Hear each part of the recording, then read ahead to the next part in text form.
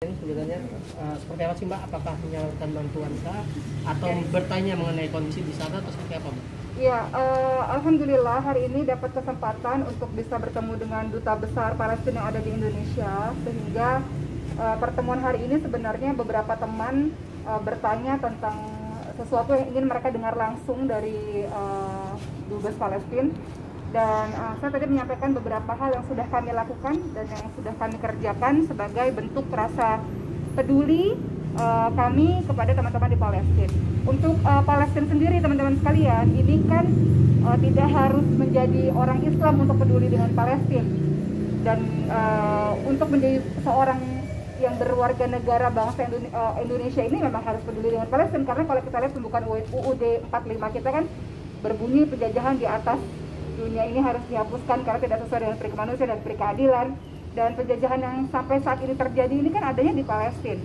Dan nggak cuma harus jadi orang Indonesia aja untuk jadi Palestina, setidaknya jadi manusia lah, karena ini kan masalah kemanusiaan ya teman-teman sekalian.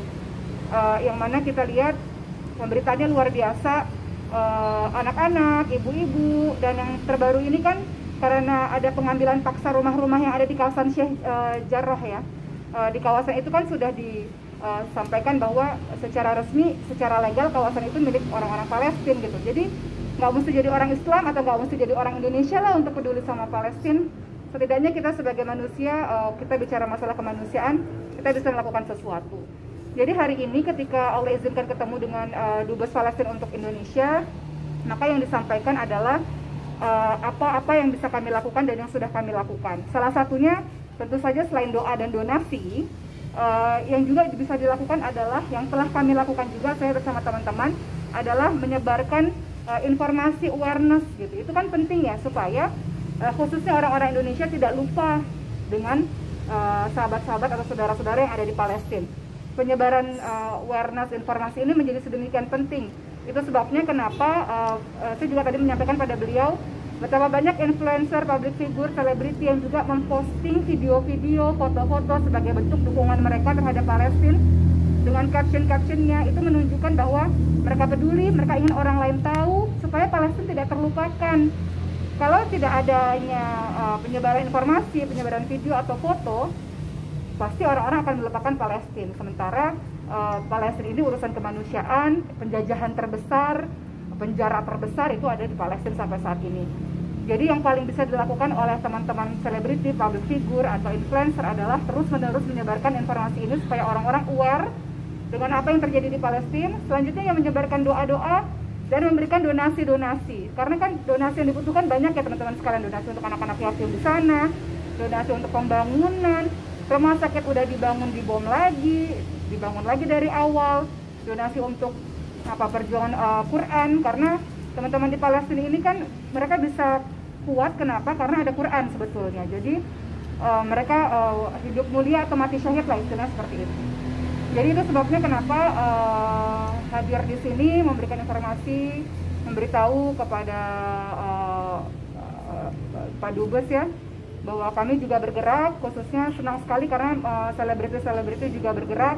Setidaknya pergerakan yang bisa kita lakukan adalah memberikan informasi seluas-luasnya untuk teman-teman di luar sana, untuk rakyat Indonesia. Sehingga alhamdulillah lah orang-orang di Indonesia ini sudah mulai aware. Jadi jangan lagi ada orang-orang yang apatis, aduh sibuk ngurusin negara lain, negara sendiri aja masih riwah misalnya begitu. Jangan ada lagi yang begitu. Jangan ada lagi yang berkata ngapain sih ngurusin orang-orang jauh di luar sana. Jangan lagi ada yang berkata seperti itu. Karena itu tadi ya bahwa kita tidak ingin sesuatu itu terjadi kepada kita, maka coba rasakan empati dan simpati. Bagaimana kalau itu terjadi pada kita? Jadi setidaknya kita yang Allah kasih kenyamanan, keamanan, bisa hidup dengan tenang di sini.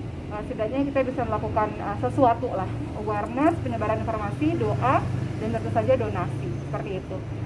Saya sendiri pernah ke Palestina tahun 2008, teman-teman sekalian.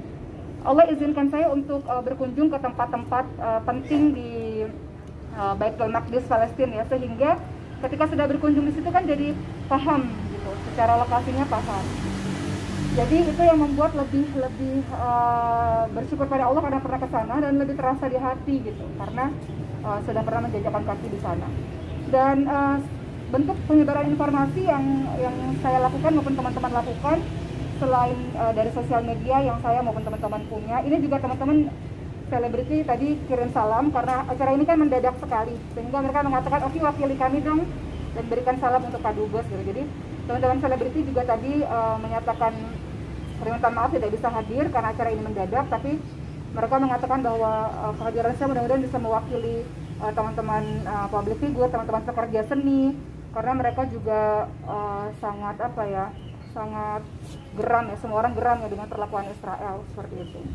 Karena ya kita tahu bahwa ya seperti Syejarah itulah, yang di kawasan Syejarah, peperangan yang kemarin itu kan dipicu oleh perebutan paksa, pengusiran paksa rumah-rumah di Syejarah kan. Nah di Syejarah itu kan kalau kita baca memang itu kan pemilik legalnya adalah orang-orang Palestina seperti itu. Dan bayangkan di bulan Ramadan, di 10 malam terakhir di mana Muslim itu fokus beribadah, pada saat itulah yang kemudian diganggu ibadahnya. Itulah yang membuat reaksi dari seluruh dunia kembali menguat, termasuk salah satunya reaksi dari Indonesia. Orang lagi beribadah khusyuk di 10 malam terakhir di bulan Ramadan, tapi kemudian diganggu seperti itu. Jadi ya mudah-mudahan kita bisa berdoa sebanyak-banyaknya lah dan melakukan sesuatu. Kemarin juga saya dan teman-teman kita bikin filmnya juga sudah tayang di salah satu stasiun TV. Film yang berlatar belakang Palestina, sebetulnya judulnya Hayat. Sebenarnya film tersebut juga dibuat atas dasar ingin memberikan informasi tentang apa yang terjadi di Palestina, dan keuntungan dari film tersebut sebagiannya diberikan untuk donasi Palestina. Seperti itu. Mungkin itu yang baru bisa saya dan teman-teman lakukan. Ya salah satunya adalah terus dalam setiap dakwah kah, atau dalam setiap caption Instagram, sosial media, YouTube, kita berusaha untuk menyebarkan apa sih yang sesungguhnya terjadi di Palestina, supaya bangsa Indonesia tidak menutup mata tentang apa yang terjadi di sini. Melakukan donasi seperti itu gitu kan. Gimana nih karena kita itu udah datang ke sana ya, mau ini gimana sih dalam perjalanan sendiri dengan ngebut karena memberitahu. Kalau saya pikir banyak sekali ya teman-teman public figure, pekerja seni yang sangat peduli dengan Palestina.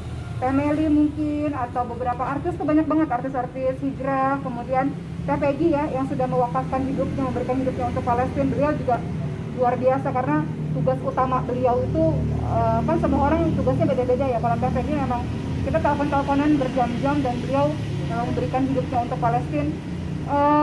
Mungkin kalau misalnya teman-teman bertanya untuk saya pribadi ke depannya seperti apa, saya pikir saya akan tetap terus di sela-sela berbagai macam kegiatan di Indonesia ini akan terus untuk menyebarkan informasi itu, karena itu tadi untuk senantiasa ingat Palestina itu nggak boleh informasinya hari ini dikasih kemudian tahun depan dikasih lagi, nggak bisa. Jangan ketika ada bom aja kemudian kita menyebarkan informasi, nggak bisa. Jadi pemberitahuan atau informasi mengenai Palestina itu harus terus-menerus ada di rakyat Indonesia supaya mereka tidak melupakan Palestina, supaya mereka bisa berdoa, supaya mereka bisa berdonasi, karena kan donasi itu dibutuhkan sekali teman-teman sekalian. Rumah, untuk bikin rumah sakit, untuk bikin sekolah-sekolah, untuk bikin halaqah-halaqah Quran, semuanya kan membutuhkan biaya. Biayanya dari mana? Salah satunya yang teman-teman Palestina harapkan itu adalah salah satunya dari Indonesia. Jadi itu yang mungkin kedepannya akan saya lakukan. Kebetulan memang karena saya punya lembaga Al-Quran teman-teman sekalian, sehingga kita menggalang dana untuk membantu anak-anak penghafal Quran di Indonesia dan di Palestina. Jadi kita buat campaign seperti itu supaya bangsa Indonesia bersedekah untuk para penghafal Quran di Indonesia dan para penghafal Al-Quran di Palestina. Dalam waktu dekat ini mungkin akan menggalang donasi.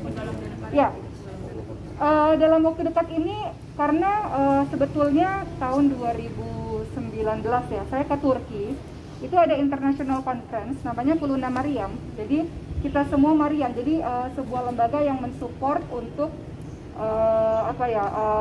mensupport para perempuan-perempuan yang ada di Palestina.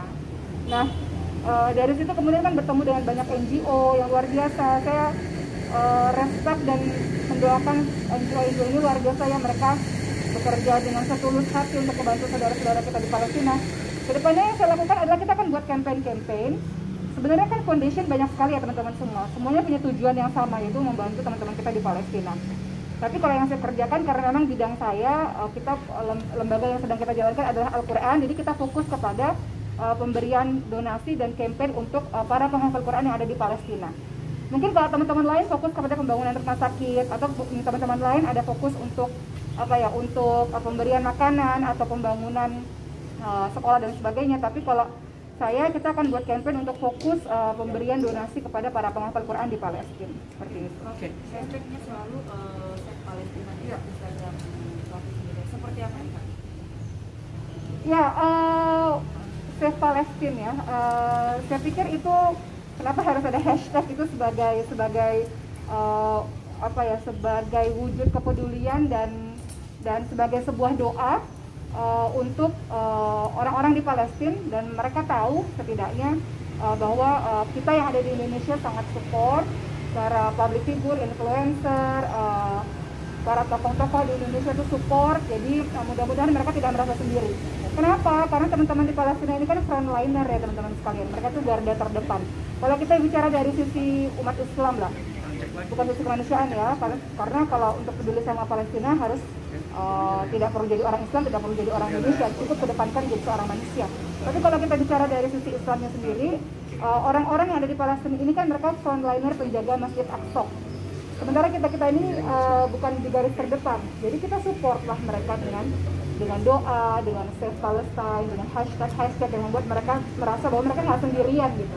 Kalau kita bayangkan itu terjadi pada kita, kemudian kalau kita tidak ada support, kan kita kan merasa sendiri. Tapi kalau ada support, mereka bisa lihat betapa kita peduli, entah itu lewat postingan saja kah, atau lewat doa kah, atau lewat donasi kah, mereka akan bersemangat gitu. Karena mereka kan frontliner ya, mereka penjaga di garis terdepan untuk menjaga Masjid Aqsa. Dan Masjid Aqsa kan masjid terpentingnya umat Islam selain Masjid Haram dan Masjid Nabawi, seperti itu.